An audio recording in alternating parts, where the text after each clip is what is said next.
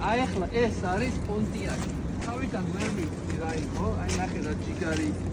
ხოიცი მანქანაში ფასობს ცხვირი და უკანა ნაწილი საჯდომი. ხოიცი აი თუ მანქანას მაგარი უკანა ნაწილი აქვს საჯდომი, მაგით ფასობს მანქანა. ეს მანქანა ეღირება 1.40.000 ხო ეღირება? 40 სადღაც ეგრე უნდა ყოფილიყოს რა. აი ეს რესტავრირებული მანქანაა, ვიღაცამ ძალიან მაგარი სამუშაოები ჩაატარა. პერსონალიზირებული ნომერიც აქვს Black Bite. და Illinois-დან არის ტიპი ჩამოსული. ეს არის დაბანდება, კაპიტალ დაბანდება. კარგი დაზღვევა უნდა კონდეს და უძრავი კონდება უბრალოდ დგას. არის სპეციალური დაზღვევები არის ესეთი და ძველი მოდელები. არის დაზღვევა, რა თქმა უნდა.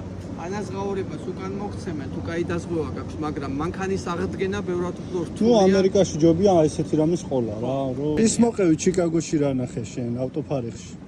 რა მოდელები ყავს ჩვენ? ჩიკაგოში კი არა, თბილისში ვნახე. აუ, თბილისში რა, მე თბილისში ვნახე ერთ-ერთი მაღლივი შენობის პარკინგში, სადაც გაჩერებული იყო ძალიან მდიდრული მანქანები, მაიბახებიდან დაწყებული, ფერარები დამთავრებული და ყველაზე საოცრება ის იყო, რომ მტვერიედო ამ მანქანებს არ მოძრაობენ. დგას უბრალოდ მტვერია. ამდენი სიმდიდრეა საქართველოში უბრალოდ გაჩერებული. ღმერთმა ესე მდიდრად გვაცხოვროს, მაგრამ ისე კი არა რომ გაჩერებული იყოს. მოძრაობენ. და იყოს ისეთი დაზღვევები?